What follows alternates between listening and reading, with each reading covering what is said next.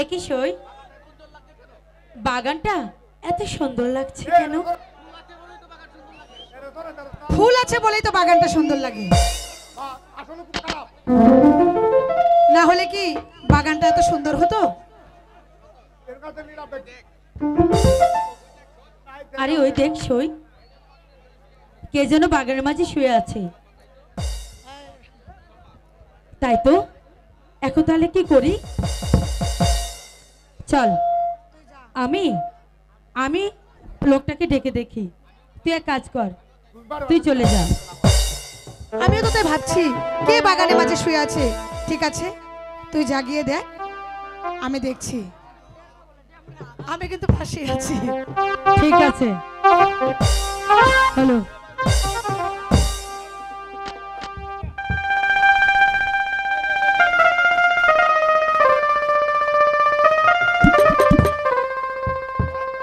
এই এই কে তুমি?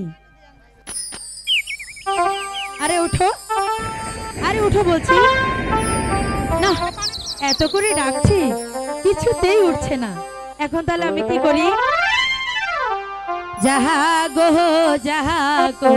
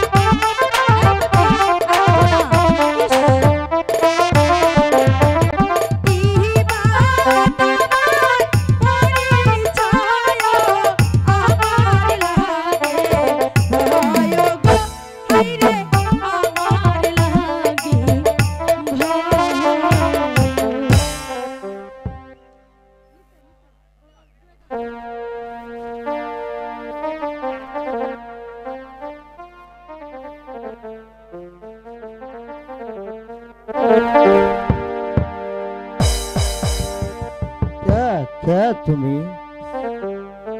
তুমি আমাকে এরকম করে ডাকছো কেন? আহা মার নামটি চম্পা বটি দিলাম পড়ি।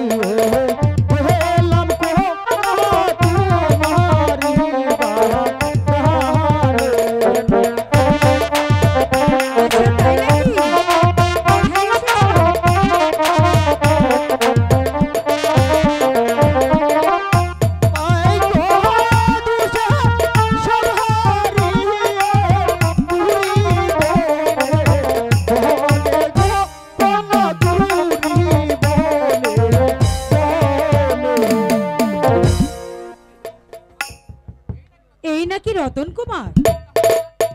তুমি তাহলে রাজার ছেলে? হ্যাঁ হ্যাঁ রাজকুমারী, আমি রাজার ছেলে হয়েও আজ আমি পথের ভিখারি। রাজার সৈন্য সমর্থ থাকতে কেন তুমি আজ ভিখারি? সে অনেক কথা রাজকন্যা, তবে এইটুকু জেনে নাও তুমি, এই বিমা তার চক্রান্ত, আমি যে আর সর্বহারা। রতন কুমার, ঠিক আছে রাজকুমার, পরে আমি তোমার কাছ থেকে সব ঘটনা শুনে নেব। এবার চলো তুমি আমার সাথে। কোথায় যাব তোমার সাথে? রাজপ্রাসাদে। রাজপ্রাসাদে? এই অজয় রাজ আমার পিতার পরম শত্রু, আমি আজ প্রসাদ করবো এই অজয় রাজের প্রসাদে? একই বুঝেছি বিধাতা, মৃত্যু যাকে তাগিত করে কেউ তাকে রক্ষা করতে পারে না। কি ভাবছো রাজকুমার? ভাবছি তোমার পিতা আমাদের পরম শত্রু, তিনি আমাকে দেখলে ক্ষমা করবেন না। হয়তো তুমি ভয় করো না রাজকুমার, তিনি তোমাকে দেখলে ক্ষমা করবেন। এবার তুমি আমার সঙ্গে চলো। তা হয় না রাজকুমারী, আমি যে আজ পথের ভিখারি, তাই ভিখারি হয়েও এই রাজপ্রাসাদে আমি আশ্রয় নিতে পারছি না কুমারী। আমি তোমাকে কথা দিলাম রাজকুমার, যে সাহস শক্তি তুমি হারিয়েছো আমি তা পূর্ণ করার চেষ্টা করব। রাজকুমার, এবার চলো আমার সাথে। আর তুমি জেনে রেখো রাজকুমার, আমি অজয় রাজের একমাত্র কন্যা, তাই আমার পিতা কোনোদিন আমার আবদার অপূর্ণ রাখবে না। বেশ, তুমি যদি সাহস দাও তবে চলো। ঠিক আছে রাজকুমার, তাই চলো। এই যে রাজকুমারী, তুমি এখানে, আর আমি তোমাকে সারা রাত কেন? আমাকে তোমার কি প্রয়োজন? কেন? তুমি কি জানো না তুমি যে আমার বাগদত্তা? চুপ কর শয়তান! সেটি আমার মুখের কথা নয়, স্বয়ং মহারাজের মুখের কথা। এসো এসো চম্পা, তুমি আমার ছেড়ে দে বলছি, ছাড় বলছি। তোরা বলছে বাচ্চাটা কুত্তা, আর একবার আমাকে স্পর্শ করার চেষ্টা করলে তোর হাত ভেঙে দেব। কি অপমান! আমিও সেনাপতি বিভীষণ, আর কেমন করে তোমাকে আমার কবজায় আনতে হবে সেটি আমার ভালো করে জানা আছে। তাই বলছি তুমি আমার সঙ্গে চলো। বলছি তো আমি যাব না। সাবধান শয়তান, তুই আমার কে? আমি বিজয় নগরের রাজপুত্র রতন কুমার। রতন কুমার আমার চিরশত্রু। বেশ ভালোই হয়েছে, তুমি এখন আমার হাতে বন্দী। চলো চলো তুমি আমার সঙ্গে। না, তোমার মতন একটা শয়তানের আদেশে আমি কোথাও যাব না। তা বহলে আমি তোমাকে বেঁধে নিয়ে যাব। হুঁশিয়ার নম্বর, যদি যদি আমার কাছে একটা অর্থ থাকতো তাহলে তোর ববলিন আমি শেষ করে দিতাম শয়তান। এই, কে আছিস? আমি তোমাকে অনুরোধ করে বলছি সেনাপতি, ওকে তুমি ছেড়ে দাও, ওকে তুমি শাস্তি দিও না। চিরশত্রুকে আমার হাতের মুঠোতে আর আমি ছেড়ে দিব?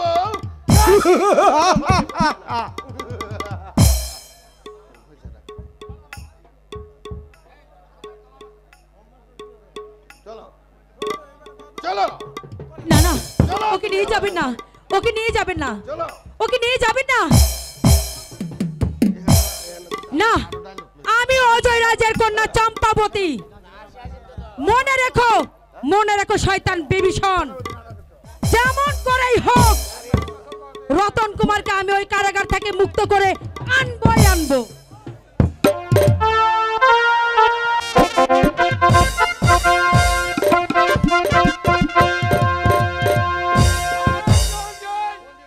বারবার সেনাপতি বিভীষণ বিজয়ের আসক্তি করতে পরাজিত আমাকে বাঁধিয়ে চলেছে।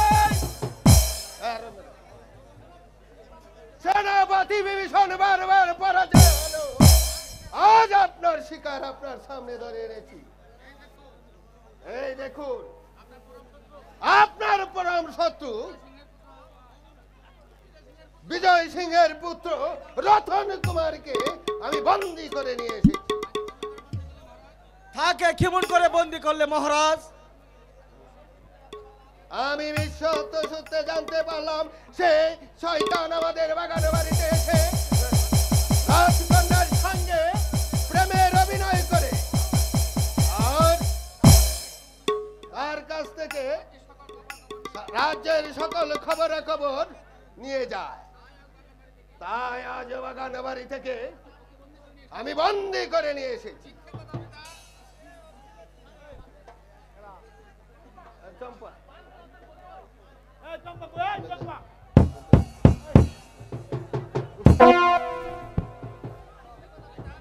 মিথ্যে কথা পিতা, এই সম্পূর্ণ মিথ্যা। তুই এদিকে যা।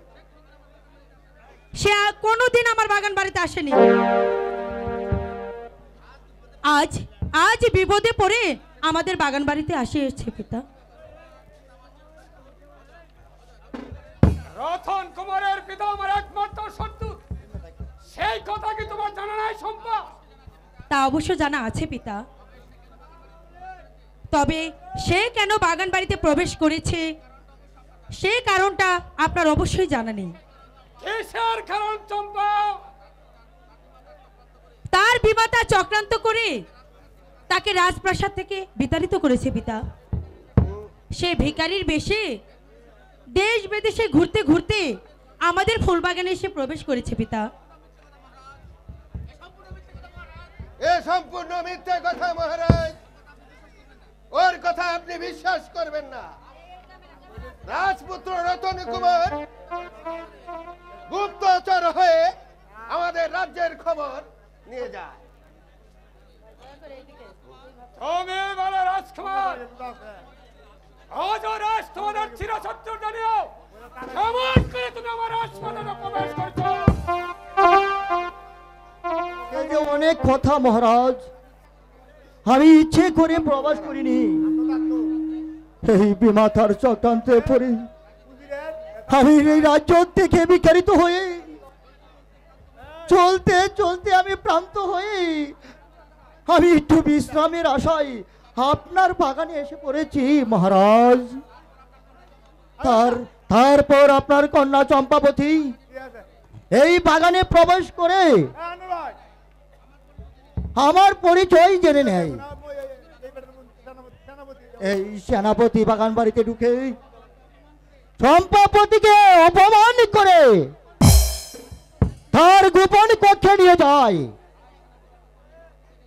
তাই সেনাপতির কুকর্মে বাধা দিতে গেলেই আমাকে সে বন্দি করে আপনার দরবারে নিয়ে আসছে মহারাজ। সাব্বাস রাজকুমার,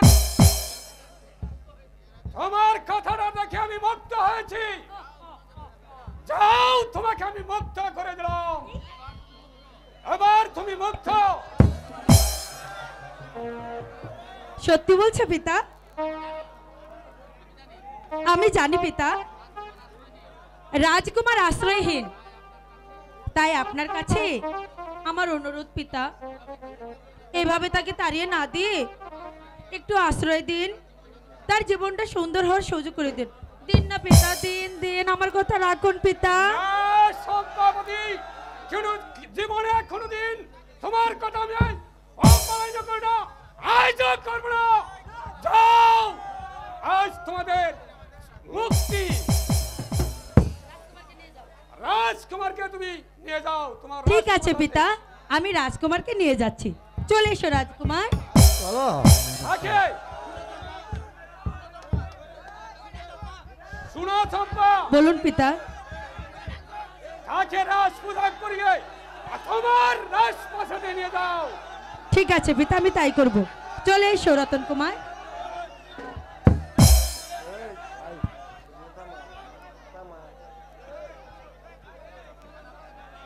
সেনাপতি বিভীষণ, তোমার কুকর্মের পরিচয় নিশ্চয় তুমি পেয়ে গেছো। আজ তোমাকে ক্ষমা করলাম, আর দ্বিতীয়বার এমন করলেও কোনোদিন ক্ষমা করবো না। চলো নন্দী, এবার বিশ্রামের প্রয়োজন। অপমান অপমান অপমান, এই অপমানের প্রতিশোধ আমি নেবই। আর যদি না নিতে পারি তাহলে আমার নাম সেনাপতি বিভীষণ নয়।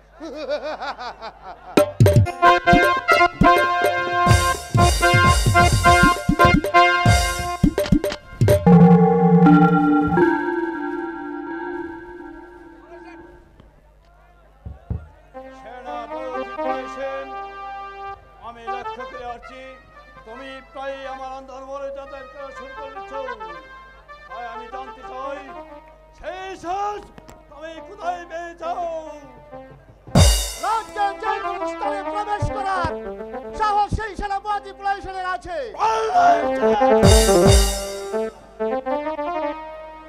আমার বেতন মুক্ত কর্মচারী এই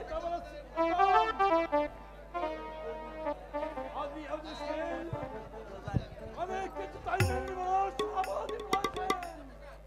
তাহলে আপনি কি বলতে চান? আমি তোমাকে কঠিন শাস্তি দিতে পারবো, দিব, যাতে কোনো সেনাপতি আর কোনোদিন এই রাজ্যে শাস্তি?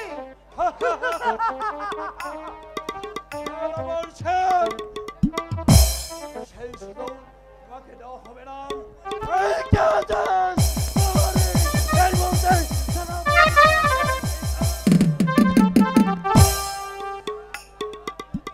শাস্তি দিবে আমাকে, সেই সুযোগ আর আপনাকে দেওয়া হবে না।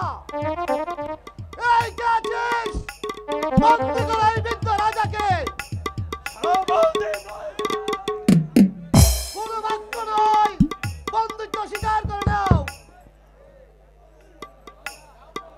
যাও প্রহরী, এই বৃদ্ধ রাজাকে নিয়ে অন্ধকার কারাকক্ষে নিক্ষেপ করে রাখবে। আর প্রতিদিন সকালবেলা তাকে 10টা করে পেটের গা দেওয়া হবে। যাও। সেনাপতি প্রয়োজন, আমি চলে যাচ্ছি, সেনাপতি প্রয়োজন। তুমি একটা কথা জানো, তোমাকে একটা কথা বলে যাই, পাহাড় দোষে যেতে পারে, নদীর পানি শুকিয়ে যেতে পারে, আমি আমার তোমাকে বলবো না, আমি তোমাকে বলবো না।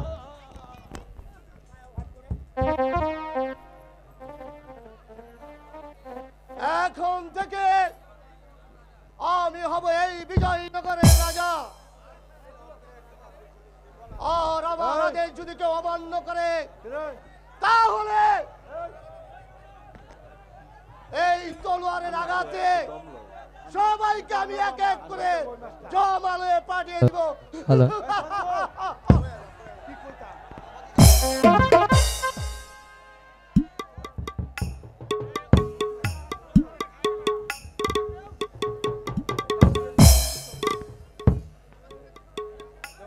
আমাকে কেন স্মরণ করেছেন সেনাপতি মহাশয়?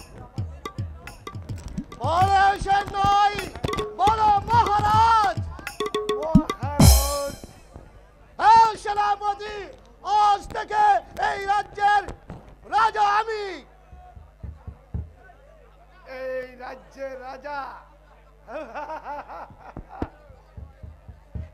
মহারাজের বেতন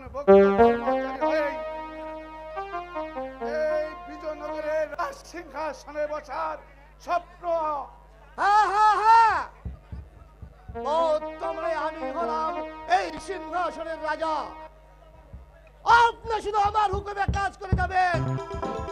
না না বলেছেন, সবাই তোমাকে রাজা বলে স্বীকার করলেও আমি বিক্রম কোনদিন তোমার মতন বেঈমান এর কারণ কারণ কারণ সেনাপতি বিক্রমাদিত্য কোনদিন একটা বিশ্বাসঘাতক বেঈমানকে রাজা বলে স্বীকার করতে পারে না। কারণ কারণ আপনি জানেন এর পরিণাম কত ভয়ঙ্কর হতে পারে। হ্যাঁ হ্যাঁ আমি জানি যে সন্তানী প্রভুর সাথে বেঈমানি করে তাকে আমি কোনোদিন রাজা বলে স্বীকার করতে পারি না। আমার দেহে একে বিন্দু রক্ত থাকতে আমি তোর বর্ষতা স্বীকার করবো না। ভাঙবে না। না না না, জীবন থাকতো না। বেশ, তবে এক্ষুনি বুঝিয়ে দিচ্ছি এর শাস্তি কত কঠিন। প্রহরী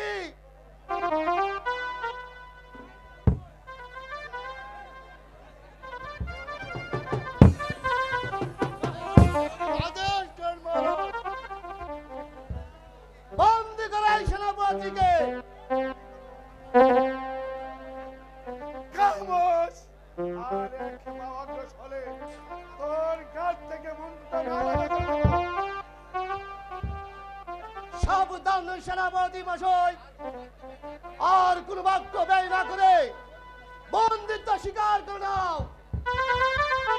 সেনাপতি বলেছেন না না, সেনাপতি বলেছেন কোনদিন বিরক্তের পরিচয় না দেখে কাউকে কাউকে বন্দিত্ব স্বীকার করে না। বেশ, তবে তাই হোক। আসো এবার পরীক্ষাটা হয়ে যাক।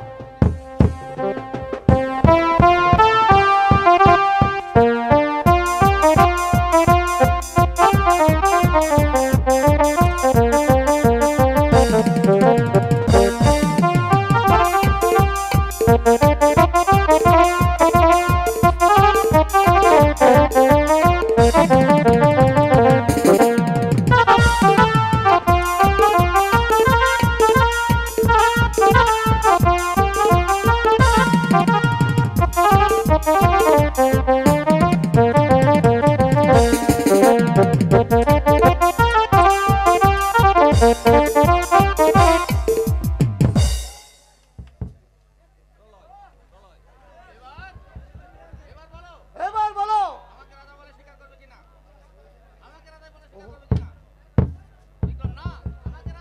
না না,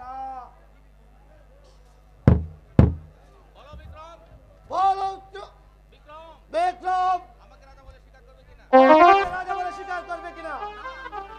না, তোর মতন একটা বিশ্বাসঘাতক বেঈমানকে বিক্রম কোনদিন রাজা বলে স্বীকার করতে পারে না। প্রহরী একে বন্দি করো। আদেশ করেন মহারাজ।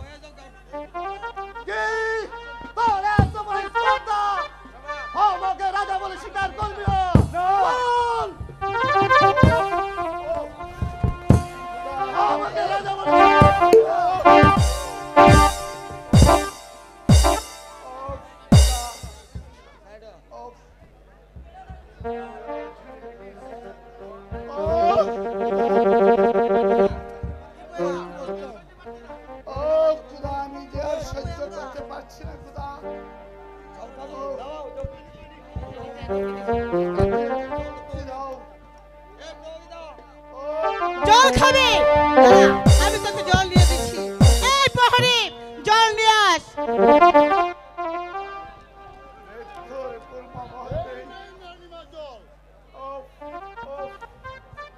জল খাবি?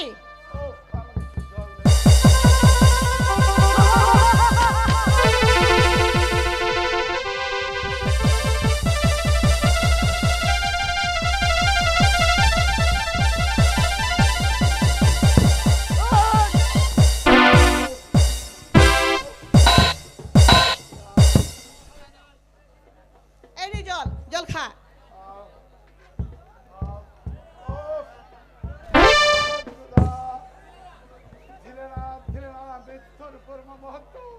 আমাকে একটু জল পান করতে দিলে না।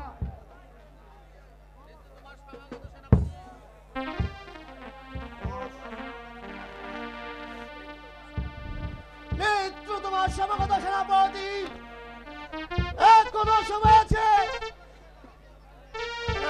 বর্ষতা স্বীকার করে নাও। বিধাতা রক্ষা করলে তার মতন, বিধাতা রক্ষা করলে তোর মতো শয়তান কোনোদিন আমাকে মৃত্যু দিতে পারবে না। যাও প্রহরী, ওকে অন্ধকার কারাগারে নিক্ষেপ করো। যাও, তারপর সকালে বের হবে 10 দেবে।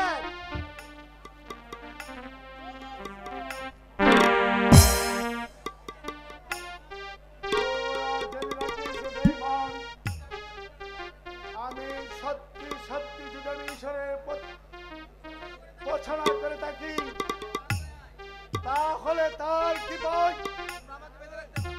কেউ আমাকে বেঁধে রাখতে পারবে না। নিয়ে যাও প্রহরী। আর তুই যে আঘাত করেছিস, তার দ্বিগুণ আঘাত তোর পৃষ্ঠে। দেখলে তো প্রিয়সী,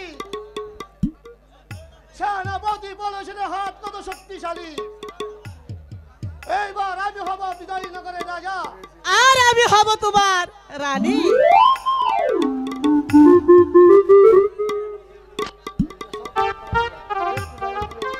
সত্যি আজ আমি তোমার বুদ্ধির প্রশংসা না করে পাচ্ছি না। তাই তো তোমাকে আমার হৃদয়ের মাঝে তোমাকে কত কাছে পেয়েছি। ও গো তোমার আকাশ দুটি চোখ